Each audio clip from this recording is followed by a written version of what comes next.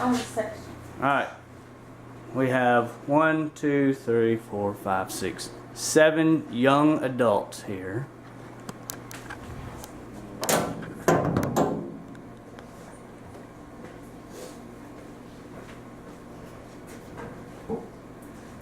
Alright. Thank you all for coming. Obviously, we're going to be doing a presentation on antibiotic stewardship. You probably don't know what that means right now, but hopefully by the end of this presentation, you will know. By Jake Spring, Mississippi University for Women, spring 2018.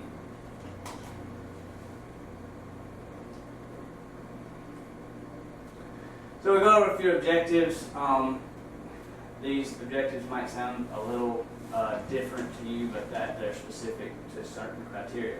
So at the end of this presentation, the listener, which is you, will be able to list at least 3 illnesses that are caused by bacteria. At the end of the presentation, the listener will be able to list at least 3 illnesses caused by viruses. At the end of the presentation, the listener will be able to explain how to correctly take antibiotics. And at the end of the presentation, the listener will be able to list at least 3 ways they can protect themselves and the community from antibiotic resistance. So, brief introduction. As already stated, my name is Jake Spring. I'm a registered nurse. I'm also a student with Mississippi University for Women working on my bachelor's degree. This is a presentation on antibiotic stewardship, which stewardship, relating to money or whatever else, it just means treating it right. We'll talk a little bit about antibiotic resistance and what that is. We're also going to talk about bacterial illnesses versus viral illnesses and how to treat the two. And finally, we'll get to what each of you can do as individuals, young adults, lay people, not medical personnel, to help this cause. Alright, so what is antibiotic stewardship? Antibiotic stewardship is a coordinated program that promotes the appropriate use of antibiotics, improves patient outcomes, it reduces microbial resistance, which is bacterial resistance, and decreases the spread of infections caused by multi-drug resistant organisms. It's a growing problem in the United States and across the world. The main driving factors behind antibiotic resistance are the overuse and misuse of antibiotics. Definition: the resistance is the ability of bacteria to resist the effects of an antibiotic. And why is this a problem that we should address? Antibiotic resistance occurs when bacteria change in a way, they mutate, and it reduces the effectiveness of the drugs, chemicals, or other agents that are designed to cure or prevent the infection. The bacteria then survive, and they continue to multiply, and this causes more harm. Antibiotic resistance has been called one of the world's most pressing public health problems. Antibiotic resistance can cause illnesses that were once easily treatable with antibiotics. And they become dangerous infections, and this prolongs suffering for children and adults. In the short term, we had this small infection, we could just prescribe this one dose of antibiotics, it would cure it. But over time, as they build up resistance, these bacteria, they don't respond to that, and so we have to find more antibiotics to treat, or go to a stronger one, and so on. They're often more difficult to kill, the bacteria, and more expensive to treat, and in some cases, the antibiotic-resistant infections can lead to serious disability and even death. Although some people may think that it's the person that becomes resistant to the drug. It's not the person, it's the organism itself. I don't know if you've heard of MRSA. That's methicillin-resistant Staphylococcus aureus, which is just a penicillin-resistant staph infection. And it, unfortunately, is present in a lot of people. A lot of people carry it. And it's not the person, it's the bacteria. So, some fast facts. Antibiotic resistance is one of the world's most pressing public health problems. We've already already said that. Overuse of antibiotics is a major modifiable cause of increases in drug-resistant bacteria. Modifiable, key word there. In healthcare, we have what we call modifiable risk factors and non-modifiable. Obviously, this just means that this is something that can be changed. If you are African American, for instance, and then you are automatically at risk for high blood pressure. That's a non-modifiable risk factor. You can't change that. But if you're obese, for example, that's a modifiable risk factor. You can lose weight. You can change your eating habits. So overuse of antibiotics is a modifiable cause of increases in the drug-resistant bacteria. So this is something we can fix. When antibiotics do not work, infections often last longer, they cause more severe illness, they require more doctor visits, longer hospital stays, and involve more expensive and toxic medications. And as already stated, some resistant infections can often cause death. More technical facts, down to the numbers, at least 30% of antibiotic courses prescribed in the outpatient setting, like at clinics and such, are unnecessary, meaning that the patient did not even need an antibiotic to start with, but they got one anyway.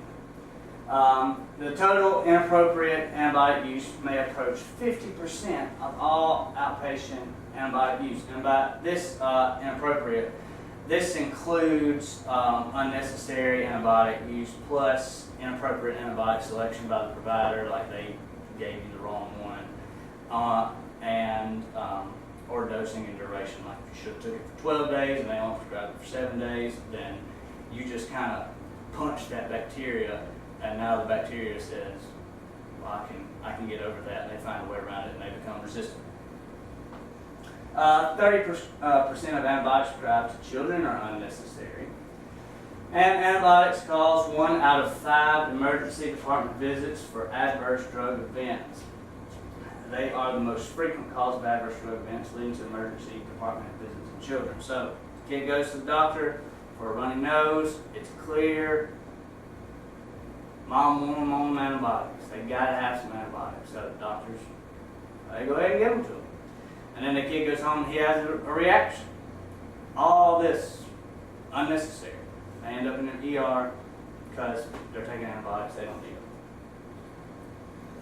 Another problem with the resistance part of it is we have a drastic decrease in new antibiotic production.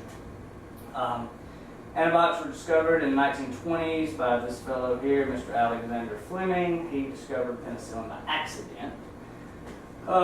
These life-saving drugs don't work as well as they once did, and successfully treating common infections becomes more difficult. This is just a little chart for your visual representation. Total new number of antibacterial agents, 1983 to 87 was way up there. And as the year we get all the way down to 08 to 012, it's way down here. So they're having trouble developing new antibiotics to treat the resistant infections. And so you don't want a resistant infection.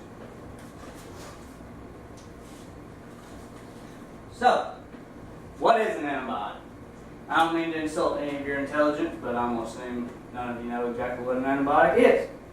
Antibiotics, known as antimicrobial drugs, are drugs that fight infections caused by bacteria, which is very vital there, in both humans and animals. Antibiotics fight these infections by either killing the bacteria outright or making it difficult for the bacteria to grow and multiply. And as you'll see, I have bolded here and underlined an exclamation point. Antibiotics do not have any effect on viruses. You get the flu, it don't matter how many antibiotics you take, it's not going to help the flu.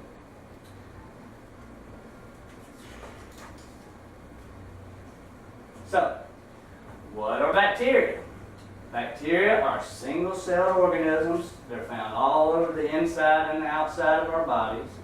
Many bacteria are not harmful. In fact, some are actually helpful, including the majority of bacteria that live in our intestines. However, these disease-causing bacteria, there are disease-causing bacteria that can cause illnesses such as strep throat, staph infection. Lovely illustrations here. This is strep. the bacteria that causes strep, and that is staph, under a microscope. So what are viruses?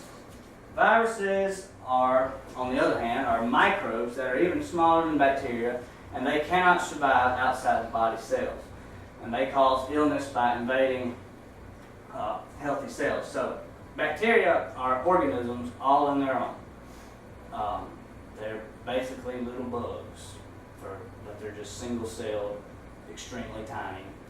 They live on their own, and they multiply and divide. Well, they divide, which causes them to multiply. Viruses, on the other hand, they live inside the human cell. So if you like the flu virus, for instance, you catch it, it's in the air, you inhale it, it gets in your mucous membranes, it invades a cell, it basically hijacks that cell's DNA. And your cell has a outer layer that your body recognizes as this is a normal cell. And so the virus is hiding inside, it hijacks that DNA, and so when that cell replicates, now there's 2 cells that have the virus in it, and then 3, and then 3 million.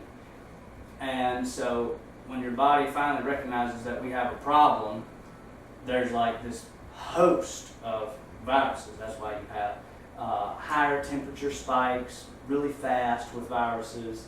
A kid will be running around fine, all of a sudden, bam, he's got 103 temperature. That's because the body just figured out we've got a major problem here, and so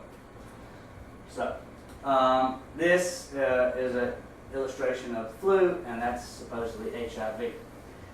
So, and explaining to you how viruses work versus how bacteria work. If you take antibiotics for a virus, it's essentially like taking a fishing pole deer hunting, or a knife to a gunfight. It doesn't work. So what are a few bacterial illnesses? Strep throat, that's a bacterial illness. Urinary tract infections, those are bacteria. Whooping cough, most pneumonias, and abscesses. This is a picture of a chest x-ray here. This person has a whopping terrible pneumonia in this right lung here. It should all be black like that. What are some viral illnesses? Well, cold, most colds, the flu, a lot of junk that people get this time of year with pollen and stuff, and coughs, bronchitis, most sore throats other than strep, runny noses. Even if the mucus is thick and green on kids, you see, this usually means they're getting over the infection.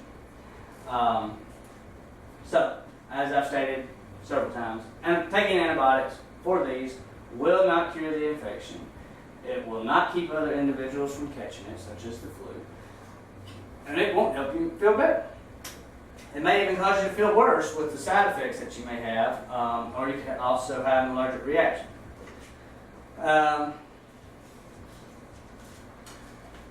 So, talk about some of the antibiotic side effects. Like almost all medications, blood pressure medicines, thyroid, anything else, antibiotics have possible side effects, some of which include vomiting, severe watery diarrhea and abdominal cramps, allergic reaction, shortness of breath, hives, swelling of the lips and face, tongue, fainting. I've seen all of these many times in the emergency room. A rash and white patches on the tongue. And perhaps the biggest and baddest of all is this C. difficile. C. diff, will you check that and make sure it's still...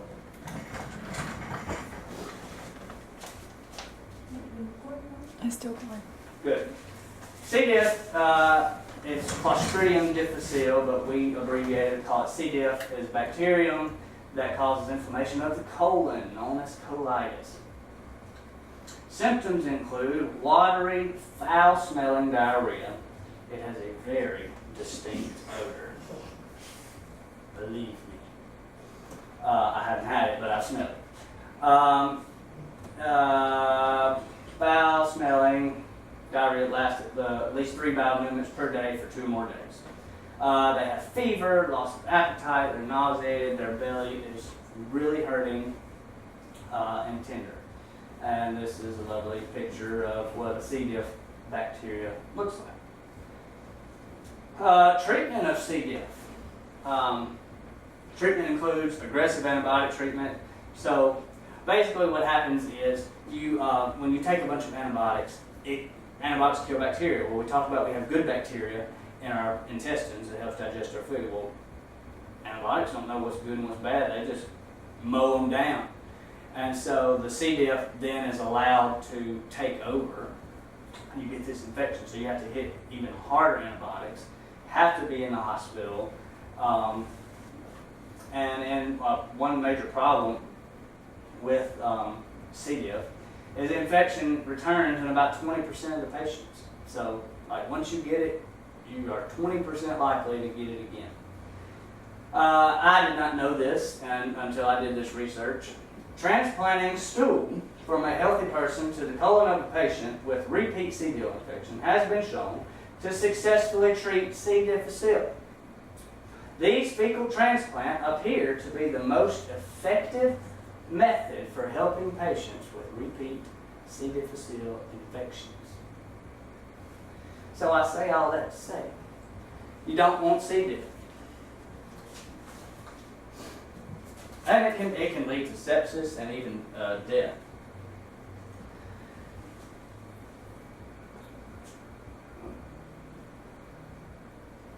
Alright, so what can you do? As a layperson, you say, I'm not a nurse, I'm not a doctor, I don't give out antibiotics, I just take what the doctor tells me. So what can you do? So you can ask your doctor, if you have to go to the doctor, if you have children, and you take your children, you can ask them about what you can do to stop this antibiotic resistance, because they should be aware of it as a provider. And let them know you're concerned about this issue. And what that does is, like I said, parents, they take their kids to the doctor, or even adults, we go to the doctor, we don't feel good, we feel lousy, we want to get fixed. We want them antibiotics.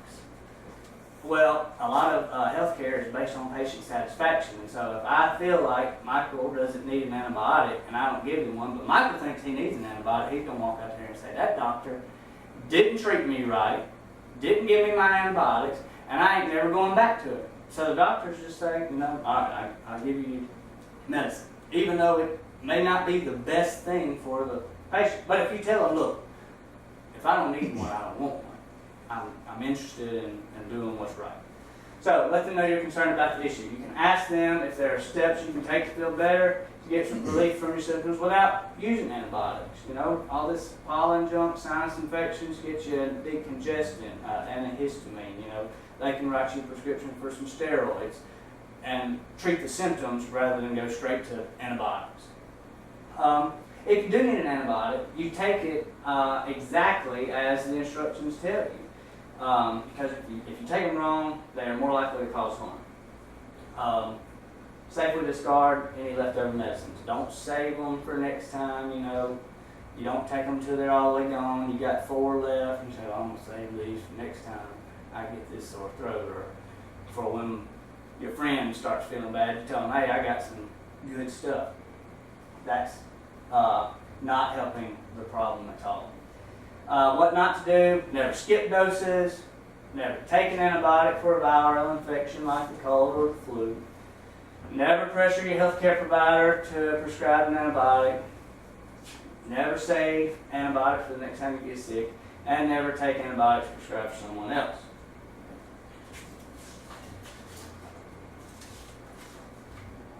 Alright. So, my intent in this presentation was not to gross you out or to make you scared to death to take antibiotics. If they're appropriate and you need them, they're life-saving drugs. They're a wonderful thing to have. If we treat them right and we use them right, they'll be available for years to come, and we won't create all these bacteria that are resistant, and then we all start contracting infections, or our kids, 50 years down the road, don't have the medicines that we have today because bacteria are resistant. So I hope you learned something today. Thank you for coming. Thank you for listening. Have a great day. To find out more, go to the CDC's website.